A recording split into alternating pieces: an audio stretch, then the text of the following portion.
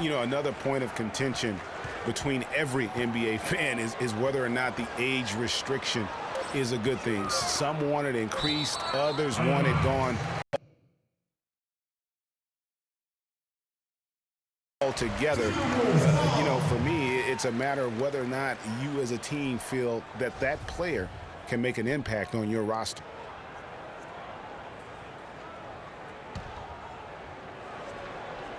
About a minute and a half through the fourth quarter now. Good. Not his best game, but they're still getting it done collectively.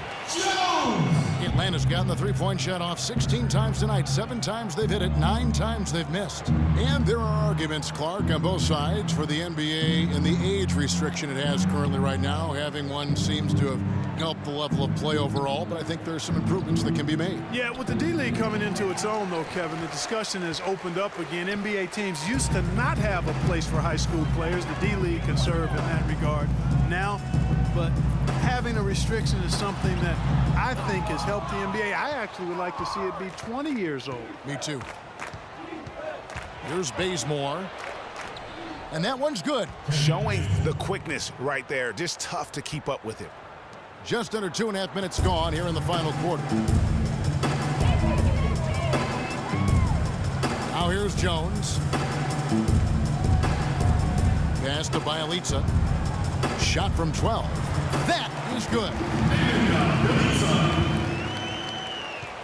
The Hawks have gone 3 of 4 in field goal attempts since getting things started here in the fourth. They set the screen, and Mack kicks to Muscala. Terrific design on the pick play, and he lays it in. Very well executed pick to give him all kinds of space to get that one off.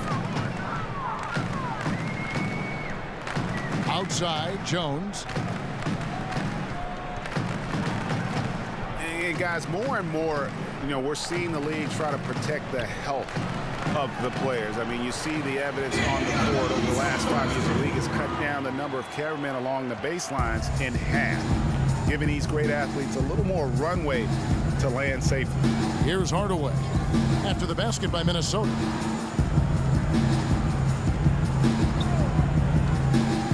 He kicks to Scott. Outside Hardaway, just 5 on the clock. From deep. Shot is no good, and it's the Timberwolves taking it the other way. And speaking of more space for the players, there's even been talk of widening the court. What do you think of that, Clark? You know, players have gotten bigger and more athletic, so I wouldn't be opposed to maybe widening the lane a bit. I know the owners with those front row seats raking in that cash might not want to expand the court. Jones, no luck. He just has not been able to get into that groove yet, guys, but as a whole, it hasn't affected them too much. Mack dishes to Muscala. Now here's Hardaway. He's guarded closely. Scott can't get it to go. Physically, there's no doubt they've been the stronger team. That plus 10 rebound advantage tells you all you need to know. Yeah, not to mention what it says on the scoreboard. They're really pushing them around. Straight bully ball. And so it's Atlanta with it, following the bucket by the Timberwolves. Here's Mack. Plays it up and banks it in. These defenders look overmatched right now, especially inside. Well, they've given up 10 of the last 12 points from close range. So I'd have to agree with you, partner. And plenty of contact on the shot. So 2 free throws coming up. Last season, Atlanta showed just how much fun a team can have playing team basketball, a complete team effort. We use that word a lot. You don't see it much in the NBA, but boy, they epitomized it, Clark. Yeah, they sure did. Refreshing to see a team do that well collectively without a real superstar. Just a solid group that understood their roles and played them perfectly. Kevin Garnett, he's checked in for Minnesota.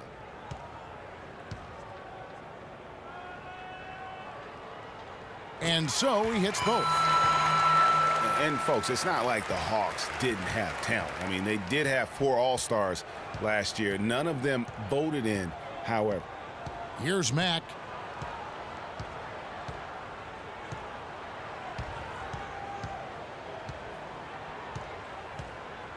He dishes it to Bazemore.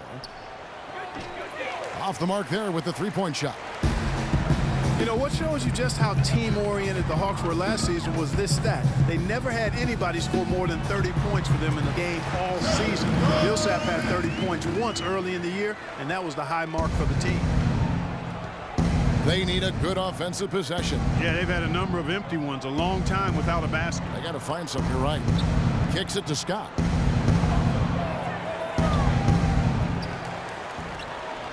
Up and in on the layup. Just lazy defense on the glass there. Well, nobody boxed out. Nobody put a body on anybody else. Things like that not only drive the coach crazy, that stuff gets under my skin. Kicks it out to Jones. The feed to Jang. And around the NBA, there are some who want to redo how the NBA lottery works. They feel it punishes teams for trying at the end of the season and instead rewards others maybe aren't doing as well. And that assist got him a little nod from his teammate after that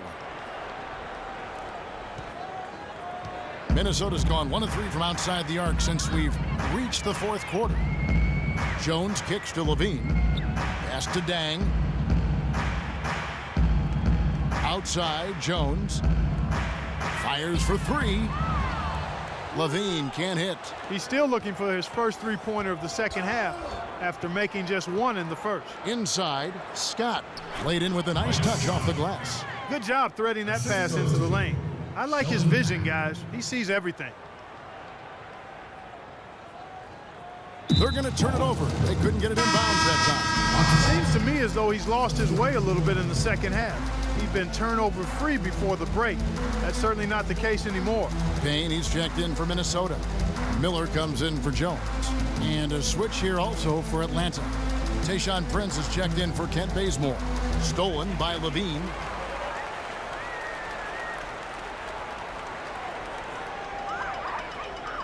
And they call the 8-second violation. Too much time getting it up court. You know, guys, the teamwork and rhythm we saw from them earlier just isn't there right now. They've lost it. The turnovers are starting to pile up. Splitters checked in for the Hawks. Justin Holiday comes in for Hardaway. Atlanta's gone 0-3 so far in the fourth quarter from long range. Holiday with the 3. Kept alive by Atlanta. Splitter, that's good. If it ain't broke, don't fix it. They keep getting in the paint and keep scoring points. Keep it going. Not a lot you can do as a defense when they keep getting the ball in the paint like this. And, you know, for so long, the NBA has had 12-minute quarters. In last year's preseason, they began experimenting with the 10-minute quarters. Players seem to like it, but it would be a huge change philosophically in terms of how the game is played.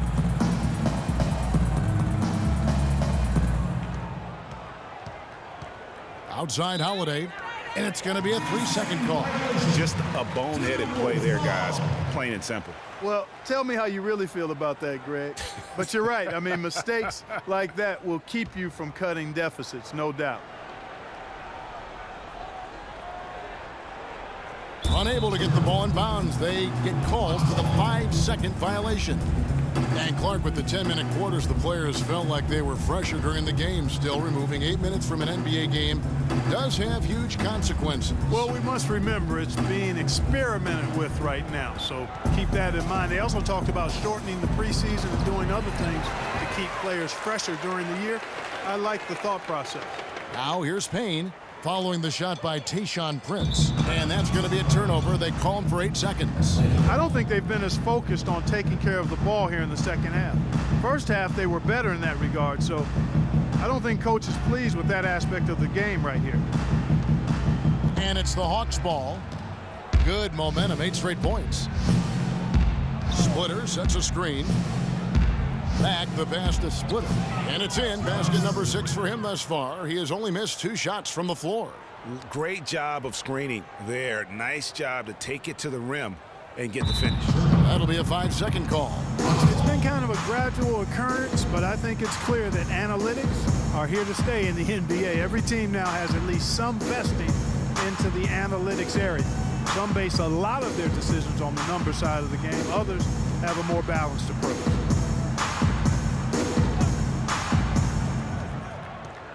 Here's Mack. Off target from 3-point range.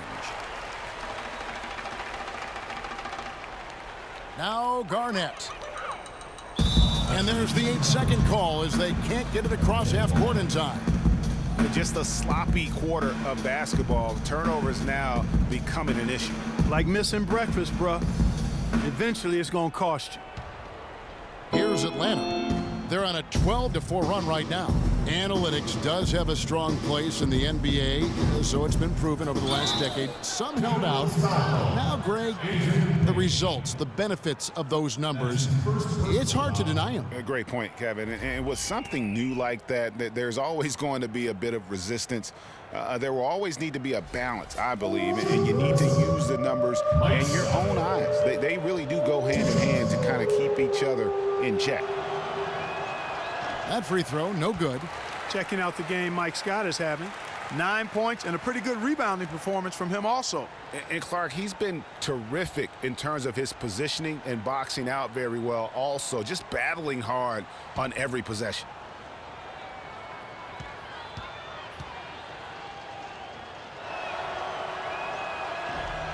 Good on the second free throw.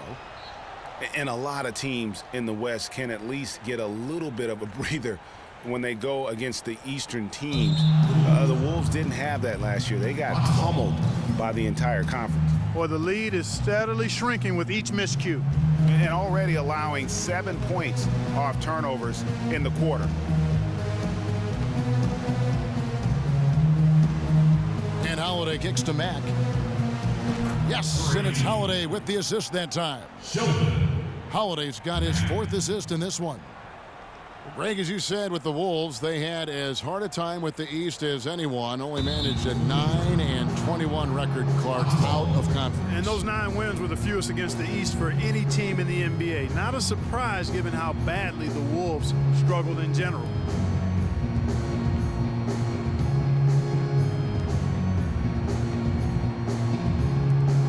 Here's Mack in Atlanta again with the bucket. And he is really in a zone right now, playing and scoring with confidence. Unable to get the ball in bounds, they get called for the 5-second violation. Yeah, the NBA Development League now celebrating its 15th anniversary and a lot of change over that time. None of the original 8 teams still playing in their original locations. Still, it's only growing. I think we'll see it grow to 30 teams before long. They've shown some strength in the paint today. Their work on the boards has been impressive. Guys, that's putting it mildly. I mean, they've been absolutely dominant. And they call the 8-second violation. Too much time getting it up court.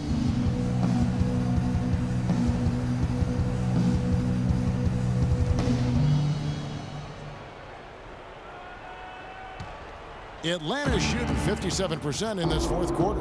Greg, you're talking about the D-League. Not really a moneymaker yet, but it's really benefited, Clark, the NBA in so many ways. Clearly has, Kevin, a place to train new players, officials, and executives or management, a way to test out possible rule changes. I think building revenue is the focus, though, and the players make a small salary, but the NBA Developmental League is helping the NBA be better. And Clark, they've been a little too casual with the ball out there. Yeah, I think so. Too cool. I mean, just not forceful enough, not alert or aggressive enough, and sometimes trying to do too much with the basketball. Yeah, but you can't force that square peg into the round hole. Oftentimes, you just got to make that first simple pass and get a rhythm from that. Now, here is Miller. Following the shot by Tayshaun Prince. And that's going to be a turnover. They called for 8 seconds. Yeah, just fighting an uphill battle. The turnovers forcing them to lose ground. Greg, the sloppy play clearly putting their lead in jeopardy. Well, they can tack on a few more points onto this run. Boy, I tell you, it's getting to be a big run they're on here. Hawks passing it around. Mack, good. Great quarter for him at the offensive end, trying to will his team back in the game. Well, the game's getting bigger, going international. But at least in the U.S., it really seems the game is going indoors. Back in the day, the legends of the game still played on the blacktop. That's becoming a thing of the past.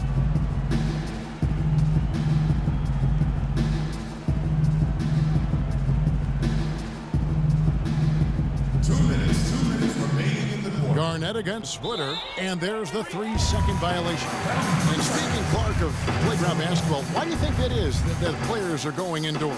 Well, I think one reason is playing on hardwood is nicer. It's easier on your joints and safer overall. The game has changed and it's big business now, but there are still plenty of weekend warriors who get their hoop on outside. TO number 5 for him in the game, and that's way too high of a number for any one player.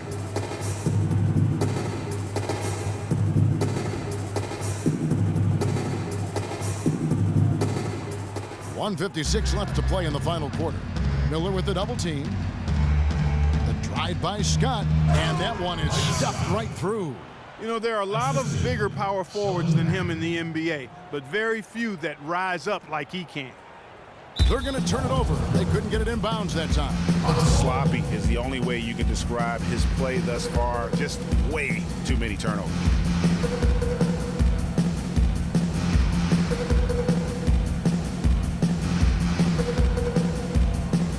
Here's Splitter. And again, it's Atlanta. And you could tell they had that play ready to go. Well done on the inbound. And just way too early to tell how this year's group of rookies will turn out. But just from an early look, they seem to be a group that can contribute. Definitely not going to be a class with a small impact on the league. Here's Mack. Holiday left side. 11 feet away. Minnesota with the rebound. With the 2015 draft class, the big thing is how many guys are polished coming into the NBA. It's a good blend of raw talent and certainly skill. Yeah, I like the way you said that. This class will always be headlined by the two big men, but there's a lot of value throughout the rest of the draft, too. Atlanta's shooting here about 46% for the game. And so it's going to end up in the record books as a blowout, a dominating performance for the Timberwolves.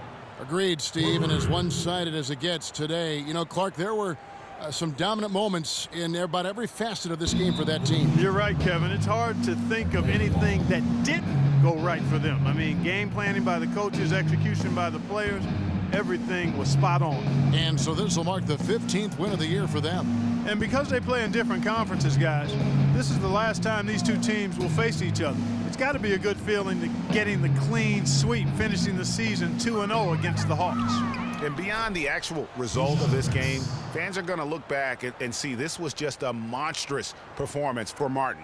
Every time he shot it, it seemed like it was going to drop in. And if it didn't, everyone was surprised. We've just seen them make mistakes on back-to-back trips. But those turnovers could have been avoided. Careless mistakes. Absolutely. They've got to get a tighter handle on the ball. Nikola Pekovic is checked in for Payne. Here's Mack. Again, the Hawks good for 2. And he's clearly led the way offensively. The question is, can they ride him and get back into it? Unable to get the ball in bounds, they get called for the 5-second violation.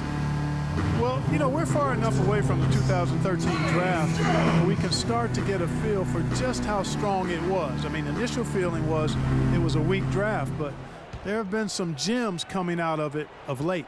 And the Timberwolves making a change here. Jones is checked in.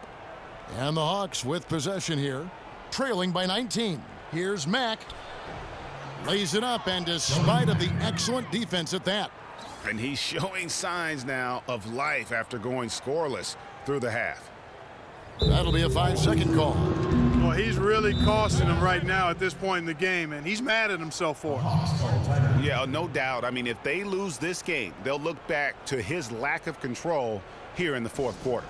Atlanta calls timeout. They're behind by 17. 1:05 left in the fourth quarter. And for the 2013 draft class, not sure if there are going to be a lot of all-stars from that class, but there are quite a bit of rotational players that are effective. And Kevin, listen, there's still a chance to see a couple of all-stars emerge from the class, as there are some elite talents that just need time to grow. And overall, there weren't too many complete misses. Almost every lottery pick is a rotation player at this point.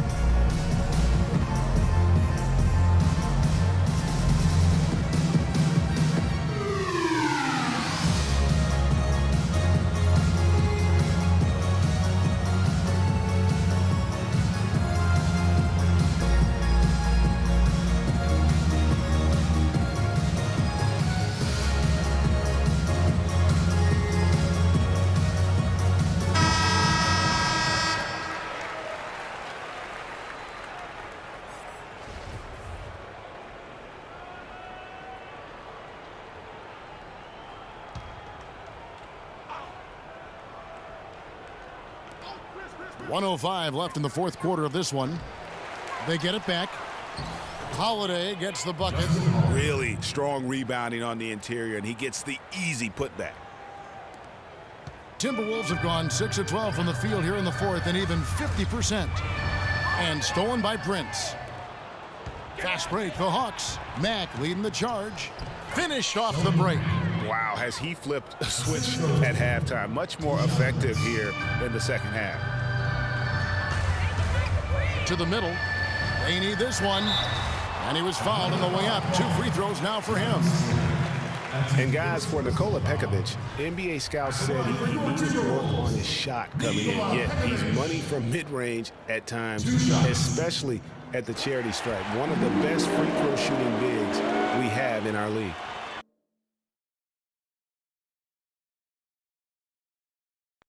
And back to Pekovic at the free throw line. Clark, he has consistently been around 75% for his career. And Kevin, last season he got that number up to 84%. And he also gives you really good effort in the paint on both ends of the floor. And turnovers have been the issue for him. Yeah, it sure has been the case. I mean, turnovers are like missing breakfast. Eventually, it's going to cost you. Well, I've always thought that it was good to maybe miss a breakfast or two, but that's another story. Anyhow, you can see the coaches have gotten into him a little bit about this. They've got to do a better job of taking care of the ball. And just a terrific job of taking care of business in front of the home fans. And, Greg, those fans had a hand in the win. I mean, they gave this team a big lift throughout the game. I thought there was great energy in the building. Splitter, that's good. And that's why it's so important to really be a good screening team. You get a lot of open looks from it. And it's out of bounds. Last touch by Jones. No clue where that pass was going. That is a brutal turnover. Here's Mack. Ball's knocked loose. And so it looks like the Hawks will retain possession here.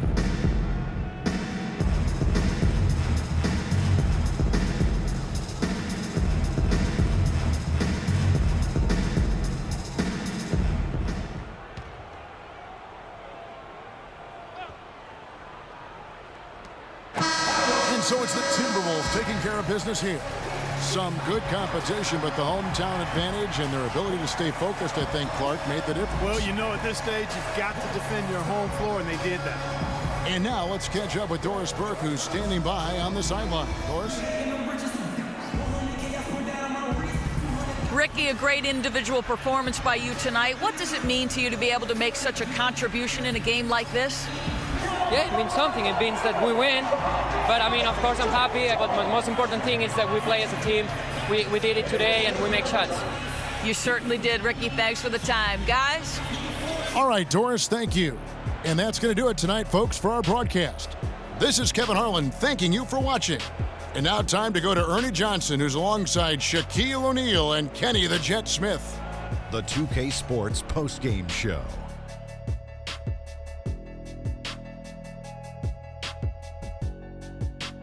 Ernie Johnson here again with Shaquille O'Neal and Kenny Smith. Without further ado, let's present to you our Jordan Player of the Game, Kevin Martin.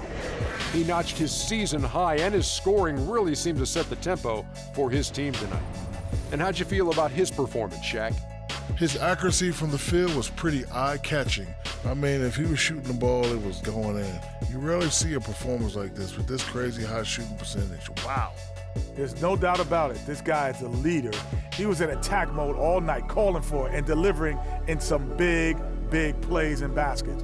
His point total shows everything that I'm talking about. The defense was like, what am I going to do? And he was like, nothing, because I'm toying with you. And that wraps things up, folks. Thanks for joining us. For Shaquille O'Neal, Kenny the Jet Smith, Kevin Harlan, and the rest of the 2K Sports crew, I'm Ernie Johnson. Good night, everybody.